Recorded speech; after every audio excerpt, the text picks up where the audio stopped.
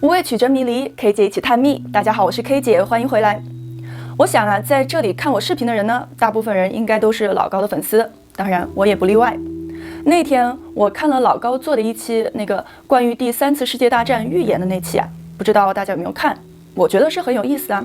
就是讲那个被塞尔维亚政府承认的预言，后来政府还给他们建了个博物馆。之后我查证了一下原文，发现总共呢它有34篇短文。老高啊是提炼了一些比较有意思的部分和我们分享，但是其中有一些我们华人可能会感兴趣的内容，比如有关东方的变化和 AI 的崛起，老高都没有说。此外，老高还说第3次世界大战的避难所很有可能在澳大利亚。我对比了一下原文，也参考了一些网友的意见，觉得对于第3次世界大战的避难所，其实可能我们还可以再把范围缩小一点啊。线索呢，我们就留在视频的最后。废话不多说了，今天我们就聊聊这个。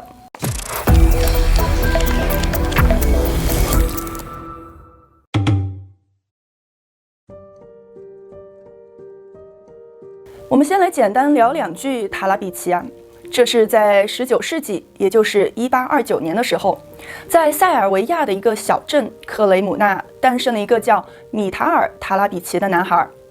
这个男孩呢，还有一个叔叔叫米洛什·塔拉比奇。这2个人就是完全没有读过书，连字都不会写的我们现在所谓的文盲，却在后来成为了他们国家甚至是全世界都非常著名的先知。人们都把他们生前的预言统称为克雷姆纳预言。由于预言太过于准确，就连塞尔维亚政府也在后来官方的承认了。那么作为文盲的叔侄2人又是怎么发现自己拥有未卜先知的能力的呢？原来塔拉比奇叔侄他们经常会看到一些奇怪的幻象，而且幻象中的世界对于他们来说都十分的陌生。一开始他们也不知道这些幻象其实是发生在未来的事情，直到叔叔米洛什发现他所产生的幻觉居然在后来都变成了现实。而且他还发现他的侄子米塔尔也具备和他一样的能力，也就是说叔侄2人天生就具备了一种类似于千里眼的超能力。这就让我想起之前我们聊过的一期，那些有千里眼的日本女人。有时间大家也可以去网上查一下，就是最初这些有遥视能力的人啊，他们并不清楚自己有这个能力。其实他们不但能够看到远处的空间所发生的事情，而且也能够遥视未来所发生的事。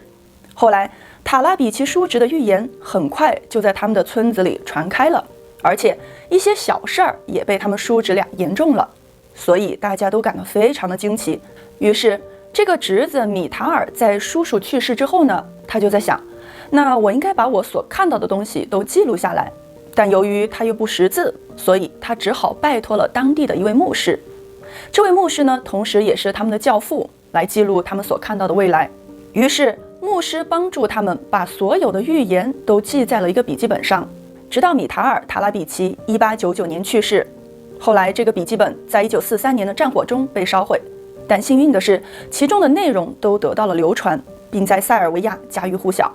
总的来说，这个克雷姆纳预言呢，有34篇短文，其中公认的预言都非常准的，比如他们准确预言了奥匈帝国的解体和南斯拉夫的建立，并且准确地描述了塞尔维亚和巴尔干半岛有关的在20世纪里的所有的历史事件。不仅包括了南斯拉夫的形成和解体，还包括第1次世界大战和第2次世界大战、朝鲜冲突、越南战争、南斯拉夫王位继承战争等等那些发生在20世纪的事件。而且这些事情都发生在他们1899年去世之后。接下来我们来说说他预言的具体内容。预言1：男人会建造一个盒子，里面会有某种带有图像的小工具，但他们将无法与已经死去的我交流，即使这个图像小工具和另一个世界非常近，好像人类的头皮和毛发一样接近。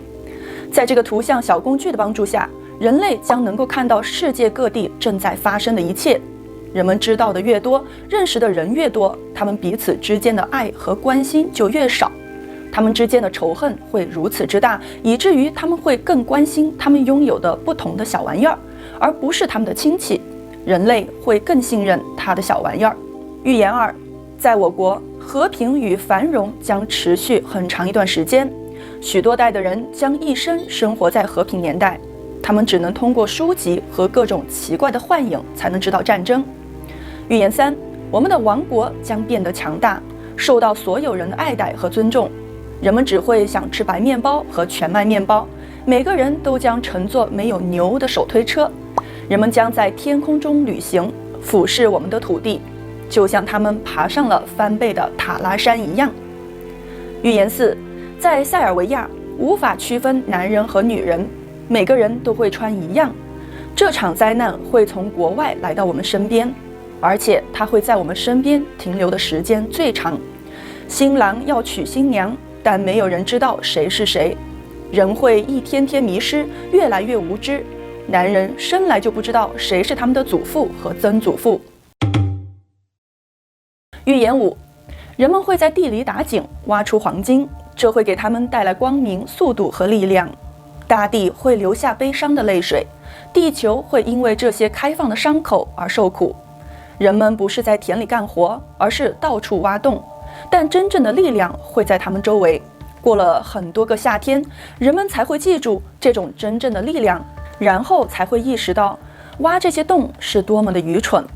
这种力量也会存在于人们自己身上，但他们需要很长时间才能发现并使用它，因此人会活得很久很久，不能认识自己。将会有许多博学的人以为自己可以做任何事情，他们会成为这个觉悟的最大障碍。但是一旦人们得到了这个知识，他们就会发现自己曾经相信的都是幻象。当这种情况发生时，人们会后悔自己没有早些发现，因为这个知识是如此的简单。预言6，人会做很多傻事，以为自己什么都知道，什么都能做，却什么都不知道。智者将出现在东方，他们的智慧将跨越所有海洋和国境，但人们不会长期相信这种智慧，他们会宣称这个真理是谎言。他们的灵魂不会被魔鬼占有，而是被更糟糕的东西占有。他们会相信他们的幻觉是真相，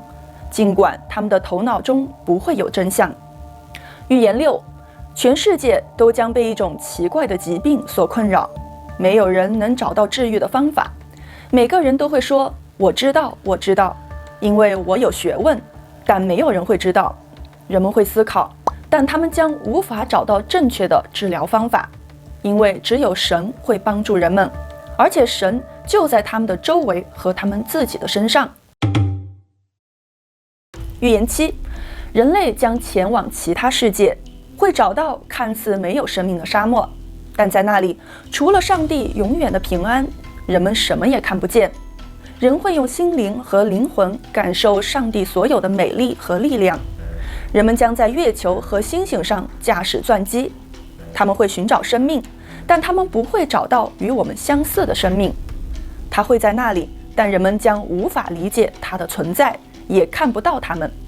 预言8，当人们开始更多的打坐时，就会更接近神的智慧，但为时已晚，因为邪恶的人已经在整个地球上肆虐。人类将开始大量死亡，然后人们会从城市逃到乡下，寻找有3个十字架的山，在那里他们将能够呼吸和喝水。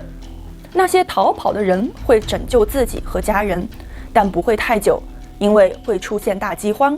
城镇和村庄会有很多食物，但它会被毒化。许多人会因为饥饿而进食并立即死亡。进食到底的人会活下来，因为圣灵会拯救他们，他们会亲近神。发动这场战争的人们将拥有他们自己的科学家，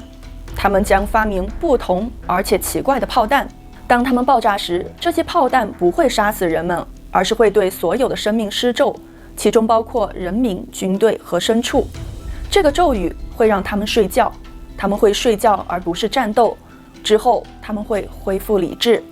我们不会在这场战争中战斗，但其他人会在我们的头上进行战斗。燃烧的人会从天上掉下来，世界尽头只有一个国家，四面环海，像我们的欧洲一样大，可以和平相处，没有任何麻烦。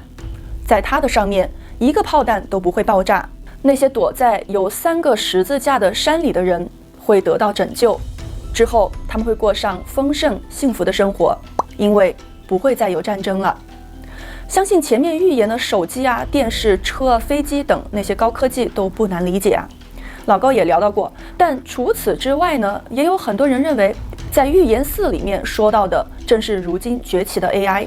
预言中说，那男人女人都穿一样，他们结婚也不知道是谁跟谁，出生的男子并不知道自己的父亲和祖父母是谁，而且那种科技是从外国传入到塞尔维亚的。不知道大家是不是和我想的一样呢？还有说到东方圣人，不知道大家能想到什么呢？还有最后说到一些人认为澳大利亚是预言中提到的避难所，但是书里面其实是写的有3个十字架的山，所以有人觉得这更像是地下的核掩体。如果你们看看其中一些避难所的门，可能你们就不难发现，那些转动的把手其实用来解锁的，它看起来其实可能更像十字架吧。塔拉比奇说，那些躲在有3个十字架的山里的人会得到拯救。我觉得大家可以自己在网上搜一下，哪里的核掩体有着3个那种十字把手吧。可能要是不幸我们遇到了核战争，可能那边就是一个避难所吧。话说回来，作为人类的一份子啊，我们都不希望发生那样的灾难。也许塔拉比奇是想通过那些预言警示世人不要狂妄自大，盲目的崇拜自己的知识，